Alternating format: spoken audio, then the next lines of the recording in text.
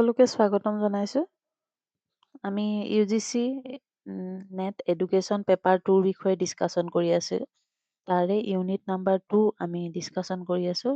সেইটো unit number 2 আজি আমি নিউ এডুকেশ্যন পলিচি NEP 2020 ৰ বিষয়ে ডিছকাশ্যন কৰিম। ঠিক আছে। তো নিউ এডুকেশ্যন পলিচি চাওকচোন। ইয়াৰ বেকগ্ৰাউণ্ডটো হৈছে এপ্ৰুভ হৈছিলে জুলাই মাহৰ 2020 চনত আৰু ই ৰিপ্লেচ কৰিছিলে 1986ৰ যোনটো পলিচি আছিলে এডুকেশ্যন পলিচি তাকে ৰিপ্লেচ কৰি পেলাই নিউ এডুকেশ্যন পলিচি 2020 এষ্টাব্লিছ কৰা দেখা গৈছিলে।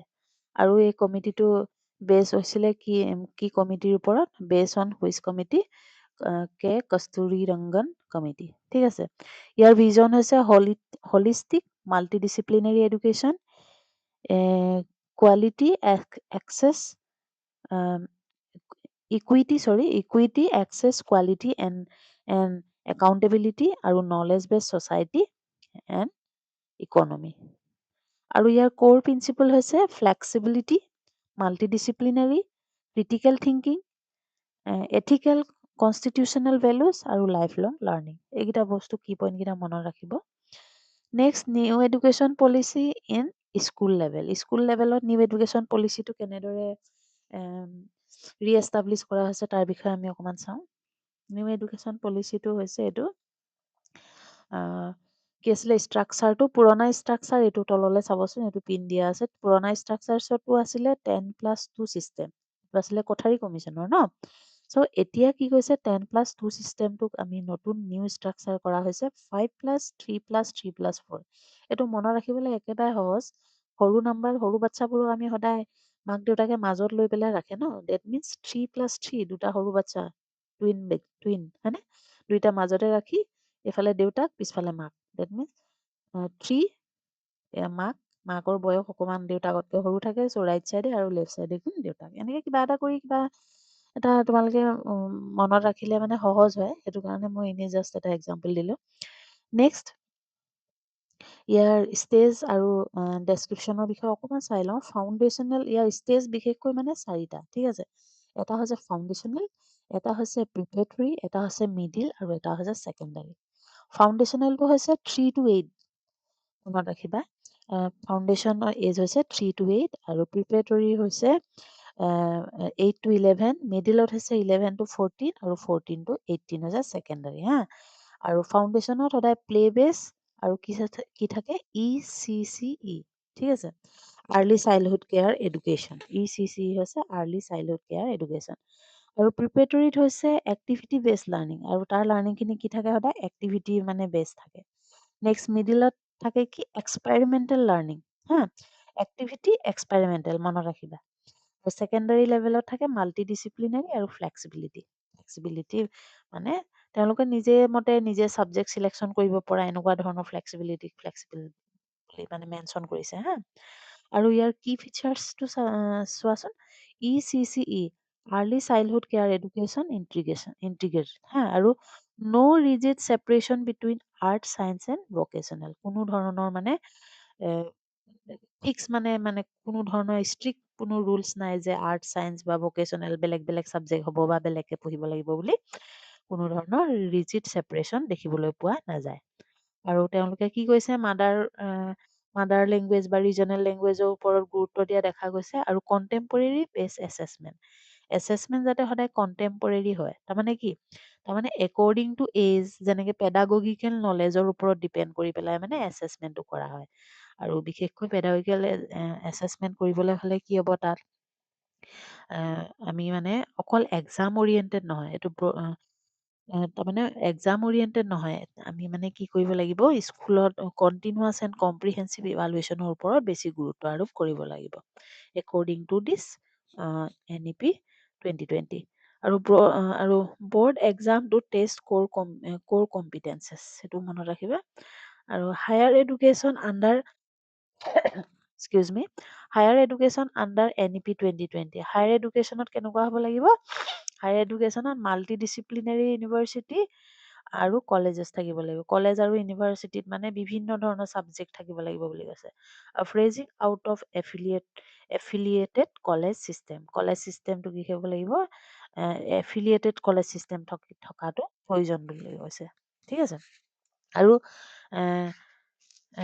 আণ্ডাৰ গ্ৰেজুৱেট ষ্ট্ৰাকচাৰত এইটো মাল্টিপল এণ্ট্ৰি এক্সিট, এইটো কথা সদায় মনত ৰাখিবা। আণ্ডাৰ গ্ৰেজুৱেট ষ্ট্ৰাকচাৰ যেনেকৈ BA বা ডিগ্ৰী কৰ্চত মানে তাত কি থাকিব বুলি কৈছে, মাল্টিপল এণ্ট্ৰি এক্সিট থাকিব বুলি কৈছে। তাৰে বিষয়ে এণ্ট্ৰি এক্সিটৰ এইটো কি হ'ব পাৰে মই অকণমান সৰুকৈ শ্বৰ্ট ফৰ্মত দেখাই দিছোঁ। 1 year চাৰ্টিফিকেট, তাৰমানে কি, এক minute, 1 year certificate 1 year certificate মানে যদি এবছৰত তেওঁলোকে ষ্টুডেণ্টসকল ওলাই যায়, ঠিক আছে, এবছৰত ষ্টুডেণ্টসকল যদি আগতে মানে কি আছিলে, BA পাছ কৰিলে যদি 3 বছৰ কমপ্লিট নহয়, কোনো ধৰণৰ চাৰ্টিফিকেট তেওঁলোকক দিয়া শিক্ষাৰ্থীসকলক দিয়া যোৱা নাছিল।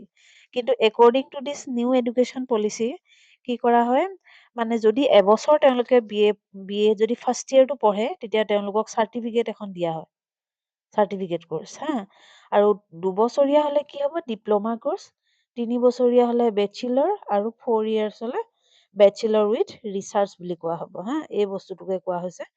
মানে তেনেকে মানে এডুকেশ্যন পলিচি হেৰি কৰা হৈছে। আৰু এটা ইম্পৰ্টেণ্ট কথা ইয়াত চোৱাচোন, ABCৰ ফুল ফৰ্মটো আহে দেই, একাডেমিক বেংক অফ ক্ৰেডিট। আদাৰ কি ৰিফৰ্মৰ বিষয়ে আছে, HECI, higher education commission of India, HECI দেই, ইয়াৰ ফুল ফৰ্ম হয়। NHERC, আৰু ইয়াৰ মানে কি আছিলে, ইয়াৰ হেৰিকেইটা NHERC, NEC, HEGC, ফাণ্ডিং, এইটো ফাণ্ডিঙৰ হয়, এইটো এক্ৰিডেশ্যন, তাৰমানে এইটো A গ্ৰেড B গ্ৰেড এনেকে কলেজ স্কুলবোৰক দিয়া হয় ন, এইটো কোৱা হয়। আৰু ৰেগুলেশ্যন মানে NHERC, ৰেগুলেশ্যন মানে বিভিন্ন ধৰণৰ নীতি নিয়ম। আৰু GECটো হৈছে ষ্টেণ্ডাৰ্ডটো মানে হেৰি কৰে, ষ্টেণ্ডাৰ্ডটো মানে তেওঁলোকে পইণ্ট আউট কৰে নেক্সট, MPhil ডিছকণ্টিনিউ, তাৰমানে MPhilটো ইমান মানে আগতে যেনেকে MPhil কৰাৰ পাছতহে PhD কৰিব লাগিব, তেনেকুৱা ধৰণৰ MPhilটো মানে খুব বেছি মানে গুৰুত্ব আৰোপ কৰা নিউ এডুকেশ্যন পলিচিত দেখা নাযায়। আৰু emphasise on research and innovation, research আৰু ইন'ভেশ্যনৰ ওপৰত এমফাচাইজ কৰা দেখিবলৈ পোৱা যায়। টিচাৰ এডুকেশ্যন কেনেকুৱা হ'ব লাগিব, minimum qualification 4 year integrated BEd, হয়নে? টিচাৰ কেনেকুৱা হ'ব লাগিব, শিক্ষকসকল তেওঁলোক 4 year ইণ্টিগ্ৰেটেড BEd কোৰ্চ কৰা হ'ব লাগিব। আৰু কণ্টিনিউৱাছ প্ৰফেচনেল ডেভেলপমেণ্টৰ ওপৰত তেওঁলোকে মানে নিজকে যেনেকে পেপাৰ লিখিব লাগিব, ৰিচাৰ্চ পেপাৰ লিখিব লাগিব ইত্যাদি, এই সকলো ধৰণৰ কামবোৰত মানে তেওঁলোক ব্যস্ত থাকিব লাগিব বুলি কৈছে। আৰু মেৰিট বেছড ৰিক্ৰুইটমেণ্ট সদায় মেৰিটৰ ওপৰত ডিপেণ্ড কৰিহে ৰিক্ৰুইট কৰা হ'ব। যেনেকে কিবা এটা পষ্টৰ কাৰণে যোনখিনি কোৱালিফাইড ষ্টুডেণ্ট লাগে, কোৱালিফাইড কেণ্ডিডেট লাগে, তেনেকুৱাকেহে মানে ৰিক্ৰুইট কৰা হ'ব বুলি কৈছে। Assessment and evaluation, shift from rote learning to contemporary based assessment, তাৰমানে মুখস্থতকৈ মানে কি কৰিছে, নিজে নিজক বুজা, কেনেকৈ শিকিব লাগিব, কেনেকৈ মানে নিজৰ ভুলখিনি নিজে উলিয়াই লৈ কেনেকে নিজক মডিফাই কৰিব পাৰি, তাৰমানে সেই বিষয়লৈ ওপৰত মানে বেছি ইম্পৰ্টেঞ্চ দিয়া দেখা গৈছে। ইয়াক মেটাকগনিশ্যন বুলিও এক প্ৰকাৰে ক'ব পাৰি। তাৰমানে কি, তেওঁলোকে মুখস্থতকৈ মানে বস্তুটো বুজি বা কেনেকৈ তেওঁলোকে সেইটো নিজৰ লাইফত ইউটিলাইজ কৰিব পাৰে তাৰ ওপৰত গুৰুত্ব আৰোপ কৰা হৈছে। আৰু পৰখ, নেশ্যনেল এছেচমেণ্ট চেণ্টাৰ, পৰখ মানে হৈছে নেশ্যনেল এছেচমেণ্ট চেণ্টাৰ, তাৰমানে তেওঁলোকক মানে কেনেকুৱা ধৰণে হৈছে, আগতে তেওঁলোকে পঢ়ি কিমান ইম্প্ৰুভ হৈছে, কিমান নাই হোৱা, এই সকলোখিনি মানে পৰখৰ জৰিয়তে, মানে পৰখ বুলি এটা হেৰি আছে, তাৰ জৰিয়তে মানে বিচাৰ কৰিব পাৰি। আৰু ফৰ্মেটিভ এছেচমেণ্ট এমফাচাইজেছ, তাৰমানে চামেটিভ এছেচমেণ্ট আৰু ফৰ্মেটিভ এছেচমেণ্ট চাগে তোমালোকে শুনিছা, ফৰ্মেটিভ এছেচমেণ্টৰ ওপৰত গুৰুত্ব আৰোপ কৰা গৈছে। চামেটিভ এছেচমেণ্ট মানে হৈছে অকল বছৰেকীয়া পৰীক্ষাটো দিলে বা ছমহীয়া পৰীক্ষাটো দিলে হৈ গ'ল। কিন্তু ফৰ্মেটিভ এছেচমেণ্টত হৈছে কণ্টিনিউৱাছ এণ্ড কম্প্ৰিহেনচিভ ইভালুৱেশ্যন, তেওঁলোকে কিমান প্ৰেজেণ্ট আছিলে, তেওঁলোকে কিমান এক্টিভিটিত জইন কৰিছে ইত্যাদি সকলো ওপৰত মানে গুৰুত্ব আৰোপ কৰা দেখা গৈছে।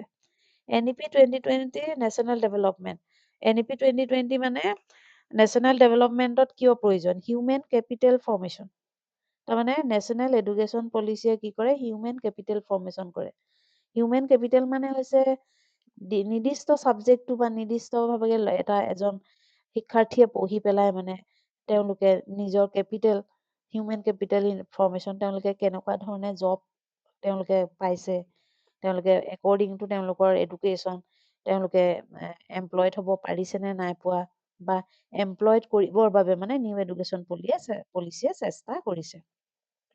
ইন'ভেশ্যন ড্ৰিভেন ইকনমি, তাৰমানে যাতে আজিকালি বস্তুবোৰ মুখস্থ বিদ্যাতকৈ যিদৰে ৰোট লাৰ্ণিংটোৰ ওপৰত সম্পূৰ্ণৰূপে ইগনৰ কৰা দেখা গৈছে, ঠিক তেনেকৈ মানে কি হৈছে ইন'ভেশ্যনৰ ওপৰত তেওঁলোকে খুব গুৰুত্ব দিয়া দেখা গৈছে, যে শিক্ষাৰ্থীসকলে কিবা নতুন ইনভেন্ট কৰিছে নেকি, নতুন আইডিয়া তেওঁলোকে এষ্টাব্লিছ কৰিছে নেকি, আৰু সমাজৰ কল্যাণৰ কাৰণে প্ৰয়োজন হ'ব নেকি তেওঁলোকে এষ্টাব্লিছ কৰা আইডিয়াসমূহ, ইয়াৰ ওপৰত গুৰুত্ব আৰোপ কৰা দেখা গৈছে। আৰু গ্ল'বেল কম্পিটেটিভনেছ আজিকালি গোটেই পৃথিৱীত যিমান দেশ আছে তাৰ লগত যাতে আমাৰ ভাৰতৰ লোকসকলে সমানকে মানে খোজতে খোজ মিলাই যাতে আগবাঢ়িব পাৰে, তেওঁলোকে বিভিন্ন ধৰণৰ কম্পিটেটিভনেছত তেওঁলোকে নিজকে আগভাগ ল'ব পাৰে, তেনেকুৱা ক্ষেত্ৰত মানে নিউ এডুকেশ্যন পলিচিয়ে মানে চেষ্টা কৰা দেখা গৈছে। আৰু ছাষ্টেইনেবল ডেভেলপমেণ্টত বিশেষকৈ মানে শিক্ষাৰ ওপৰত বা এডুকেশ্যনৰ ওপৰত গুৰুত্ব আৰোপ কৰা দেখা গৈছে। ইমানখিনিয়ে যথেষ্ট education policy for NET exam. তাৰে আমি কেইটামান PYQ বিষয়ে এতিয়া ডিছকাশ্যন কৰিম। এইটো চোৱাচোন, which policy proposes a multidisciplinary approach in higher education। কি হ'ব? এইটো ক'ব নালাগে আৰু, আমি অলৰেডি পঢ়িছোৱে যেতিয়া NEP 2020, হয়নে? কিন্তু একেটা কুৱেশ্যনে যদি আমি তাত বিভিন্ন ধৰণৰ কুৱেশ্যনৰ মাজত দেখি পাওঁ নহয়, তেতিয়া আমাৰ অলপ কনফিউজন হোৱা দেখা যায়। এইটো চোৱাচোন, the new school education structure propose in NEP 2020 is, এইটো ক'ব নালাগে চাগে, মই বুজাই দিছিলোঁ, 5+3+3+4, হয়নে? তাৰমানে চবতকে ডাঙৰ নম্বৰটো আগত আৰু মাজৰ দুটা সৰু, হয়নে? এইটো আহিছিলে জুলাই 2021, হা। আৰু নেক্সট এইটো জুলাই নহয়, জুন, হা। আকৌ জুন 2022ত আহিছিলে এইটো academic bank credit is related to, কৈছিলে ABC, ঠিক আছে, একাডেমিক বেংক ক্ৰেডিট মানে হৈছে ABC ইজ ৰিলেটেড টু কি হ'ব? School education, teacher education, higher education flexibility আৰু এক্সামিনেশ্যন ৰিফৰ্ম। স্কুল এডুকেশ্যনটো নহয়, হয়নে? টিচাৰ এডুকেশ্যনো নহয়, এক্সামিনেশ্যনটো আহিবই নোৱাৰে, তেন্তে এইটো কি হ'ব? Higher education flexibility. আৰু কেইটামান আমি প্ৰেক্টিচ কুৱেশ্যন চাওঁ ন। NEP 2020 emphasizes which type of education? Discipline based, rote learning, multidisciplinary, exam oriented। এতিয়া পঢ়াৰ পাছত চাগে এইটো সহজ নিচিনাই লাগিব, হয়নে? ইয়াৰ correct answer is C, multidisciplinary। Which body is proposed to the single regular to higher education excluding education and legal? Year correct answer হ'ব কি? এক্সকিউজ মি, অলপ চৰ্দি লাগি আছে। HECI, হা। আৰু পৰখ ৰিলেটেড টু assessment reform, হয়নে? পৰখ মানে এক্সামৰ লগত ৰিলেটেড, হা, পৰখ। নেক্সট, এমফিল, এইটো দেখাই দিয়া হৈছে, এইটো এমফিল প্ৰগ্ৰেমটো কি আছিলে? এমফিল প্ৰগ্ৰেমটো ডিছকণ্টিনিউ কৰা হৈছে একৰ্ডিং টু NEP 2020। চ' আজিলৈ ইমানেই। নেক্সট ক্লাছত আৰু এটা টপিকেদি আমি ডিছকাশ্যন কৰিম। Thank U.